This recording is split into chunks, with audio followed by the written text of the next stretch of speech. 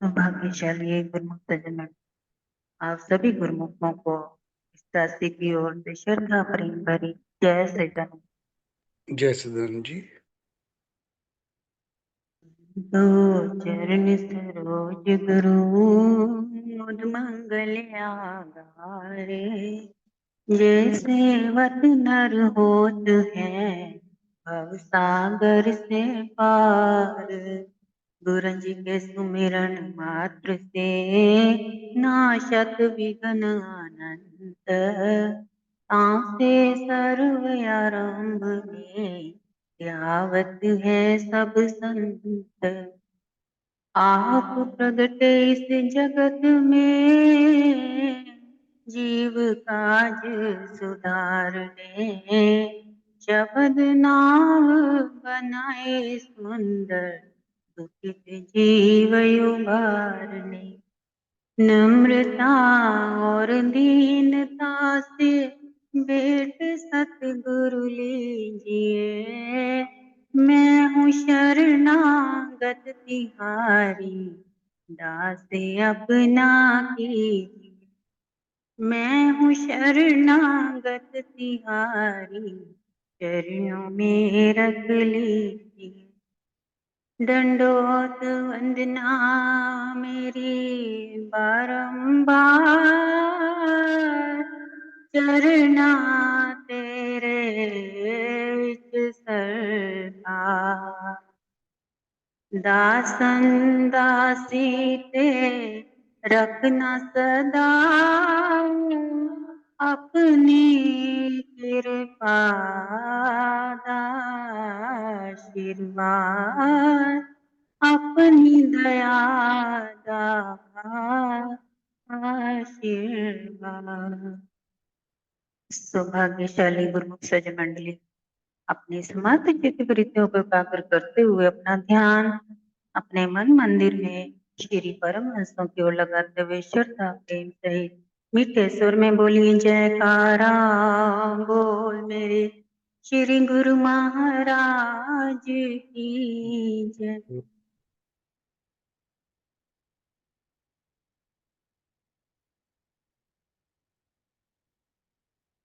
प्रेम ही आधार है, प्रेम जगत का सार, प्रेम ही सरकार है, प्रेम ही है करता। गुरुमुखों, हम सब गुरुमुखों को जो हमारे इष्ट देव मालिक श्री परमहंसों की ओर से नाम दान जो मिला है, उस नाम दान में बहुत बड़ी शक्ति है और बहुत ही उसका बड़ा लाभ है। और हर गुरुमुख को अगर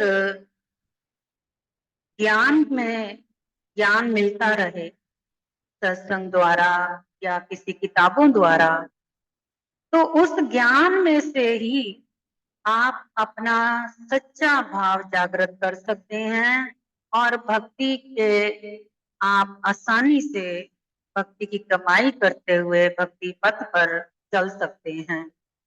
लेकिन इसके लिए सबसे पहले जरूरी है कि मन में जिसको भी मानो तो श्रद्धा और प्रेम विश्वास, ये जो 3 गुण हैं, अगर ये धारण करे हैं तो ही वो नाम जो है रक्षा करता है, सुरक्षा करता है। क्योंकि नाम से हमने अपने आप अपने जीवन में भी बहुत कुछ चमत्कार देखे हैं, बहुत कुछ उतार चढ़ाव देखे हैं कि नाम की शक्ति ने हमारे ऊपर बहुत बड़ा असर डाला है। और वही नाम इतना गुणकारी है कि जो मूल मंत्र है हमारे नाम का, उसके अंदर प्रभु के गुणों का अनुवाद है। अगर वो गुण जो हैं हमें समझ में आए और उन गुणों के आधार पर हम नाम जपें तो हमारी भक्ति जो है वो सफल होगी और वो रंग लाएगी। ये लाइट इसलिए थोड़ा ऐसे है कि आज थोड़ा लाइट की गड़बड़ हुई पड़ी है, इमरजेंसी लाइट जग रही है। अगर आपको दिक्कत ना हो रही हो तो, नहीं तो अंधेरा करना पड़ेगा। तो कहने का भाव ये है कि सबसे पहले तो ये जरूरी मानना, जानो, समझो कि जब हमने जिसका भी नाम लिया, चाहे हमने राम का नाम लिया, चाहे हमने श्याम का नाम लिया, चाहे विष्णु भगवान का लिया, चाहे गुरु नानक देव जी का लिया, चाहे अपने गुरुओं का लिया, नाम कोई भी हो, किसी का भी हो, बशर्ते कि उस नाम में आपका ध्यान सच्चा होना चाहिए, ना कि मन भटके और अंदर से हम नाम जप रहे हैं जीवा से, श्वासों से, लेकिन मन हमारा जो है वो एकाग्र नहीं, मन हमारा कहीं और भटक रहा है। तो गुरुमुखों सबसे पहले तो ज्योत जगाने का आपको एक बार याद होगा, पहले भी बताया था कि ज्योत को जलाना नहीं जगाना बोलते हैं। तो ज्योत जब जगाते हैं तो ये भी मालूम होना चाहिए कि जो ज्योत जगाई जाती है वो किस लिए जगाई जाती है, उसका कारण क्या है मुख्य। नहीं तो बिना ज्योत के भी तो पूजा कर सकते हैं ना। ज्योत जगाने का अर्थ भाव है कि आपने जिसके नाम की भी ज्योत जगाई, फिर उसी को, चाहे वो देवता है, चाहे सतगुरु है, चाहे कोई परमात्मा का रूप कोई भी है, जिसके भी नाम की ज्योत जगाए उसी को फिर आपके पास आना पड़ेगा और आपके ऊपर कृपा बरसानी पड़ेगी। क्योंकि ज्योत क्या चीज है, ज्योत हमें एक इंडिकेशन दिया गया है ज्योत के रूप में कि परमात्मा एक लाइट है जो ज्योत का रूप है, जिसे ज्योत स्वरूप बताया जाता है, जो निराकार है, जिसका ना कोई आकार है, केवल वो निराकार के रूप में ज्योत है, प्रकाश है, बहुत विशाल प्रकाश। तो उस प्रकाश को हम ज्योत जगाते हैं जब, तो ज्योत के रूप में हम अपने घर के मंदिर में लेके आते हैं। लेकिन कब लेके आएंगे, जब अगर हमें मालूम होगा कि ये हम जो जो जगा रहे हैं इसका कारण क्या है, इसका अर्थ क्या है, इसके लाभ क्या हैं और ये किस लिए जगाई जा रही। तो ज्योत जो हमने जगाई, सबसे पहले तो मन में ये आना चाहिए कि हमने ये ज्योत कहाँ से जगाई है, कैसे जगी है, इसका क्या कारण है कि ये प्रकाश आया है हमारे घर के मंदिर में, परमात्मा का प्रकाश ज्योत के रूप में जागृत हुआ है। अब जागृत तो हो गया, लेकिन हमने परमात्मा के अंदर से ही हमारे जैसे कि मानो जितनी भी पातशाहियां हुई हैं तो वो सभी ज्योत का रूप है और वो सब उस लाइट में से ही निकल कर आए हैं रूप बदल बदल के।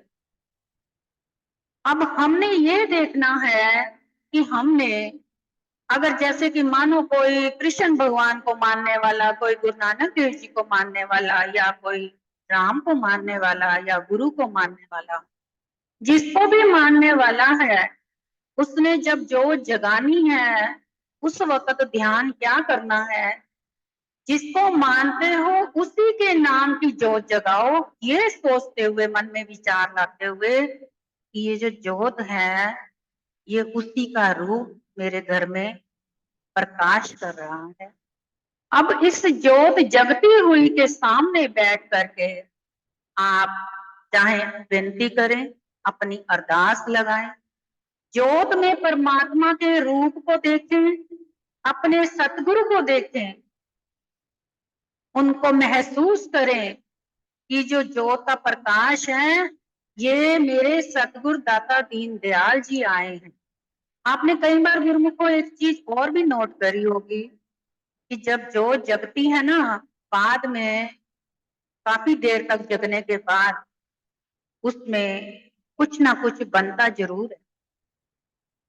आपने शायद नोट किया है या नहीं।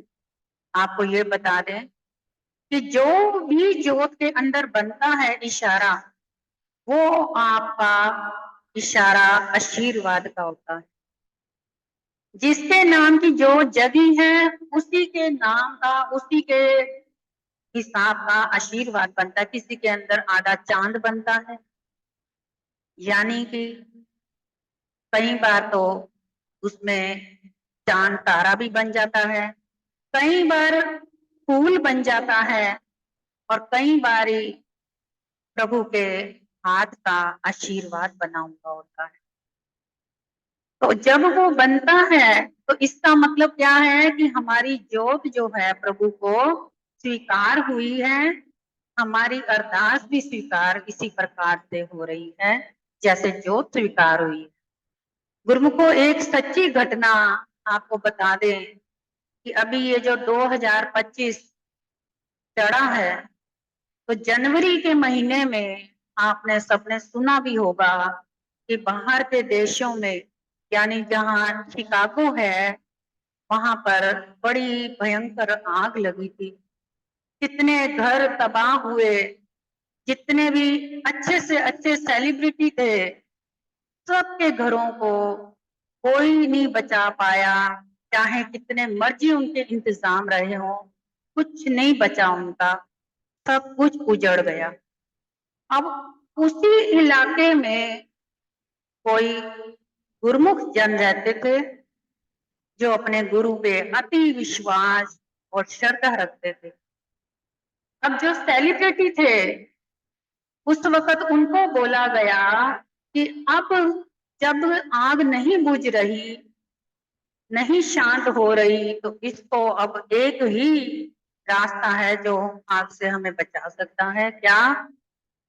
कि आपका कोई नुकसान नहीं होगा अगर आप उस वक्त प्रभु के किसी भी नाम का उच्चारण करें, उसका ध्यान करें और उसी को याद करें। लेकिन उनका क्या मानना था? क्यों? क्योंकि पढ़े लिखे जो ज्यादा होते हैं ना, उनके दिमाग नास्तिक में होते हैं। और क्यों? क्योंकि एक तो वो ऊट पटंगे चीजें खाते हैं, मांस मदिरा लेते हैं, जिस कारण उनका जो माइंड है वो अलग किस्म का हो जाता है, कि जिस कारण उनको अच्छी बातों का कोई भी असर प्रभाव जरा सा भी नहीं होता। तो उनको उस वक्त जब ये बात कही गई कि प्रभु का ध्यान करो, नाम जिसका मर्जी लो, याद करो सच्चे भाव से, तो ये आग शांत हो सकती है। लेकिन किसी ने भी ये बात नहीं मानी। उनका मानना था कि हम इतने बड़े सेलिब्रिटी बने हैं, इतने अमीर धनी हुए हैं, तो अपने बलबूते से हुए, हमें कोई भगवान ने बनाया है। हमने तो खुद कमाया है, हमें कोई भगवान किसी ने नहीं अब आके अमीर बनाया। इसलिए हम क्यों किसी भगवान को माने, क्यों किसी का नाम ले। यानी कि उनके अंदर जो अहंकार था, मैं का अहंकार ने उनको जला करके राख कर दिया। अब उन्हीं के बीच में एक घर था किसी गुरमुख का। उसने पंजाब में एक संत को फोन किया और कहा कि इस वक्त बहुत भयंकर आग लगी है और मिलिट्री जितनी भी आई है वो ये कह रही है कि अपना जो कीमती कीमती सामान है समेट लो, वरना कुछ भी नहीं बचेगा, सब राख हो जाए। तो हम क्या करें? तो उन्होंने, संत ने फरमाया कि इस वक्त आप ऐसा करो, आपके घर में जो मंदिर है वहां पर ज्योत, अपने प्रभु को याद करते हो, उसकी याद में वो ज्योत जगाओ और उस वक्त ये महसूस करो कि ये ज्योत नहीं, हमारे प्रभु साक्षात विराजमान हुए हैं और हमारे साथ हैं, हमारे अंग संग हैं। इस वक्त हमारी ये पुकार भी सुन रहे हैं और यही हमें संभालेंगे, यही बचाएंगे। हम यहाँ से जरा सा भी नहीं हिलेंगे, ना डगमगाए। वही हुआ, सारा परिवार जो था, जो जगा करके सिमरन करने लगा, सिमरन का उच्चारण शुरू कर दिया उन्होंने। उधर से जहाँ संत के यहाँ, जिन उनके जो संत थे, उनको रिपोर्ट मिली, उन्होंने भी कुछ गुरुमुख जनों को अपने पास बिठा करके नाम जपवाया उनके नाम का। अब क्या हुआ कि जैसे जैसे नाम जपने लगे, सिमरन करने लगे, उच्चारण जोर जोर से करने लगे, तो बाहर तो हाहाकार मची है और अंदर सिमरन चल रहा है।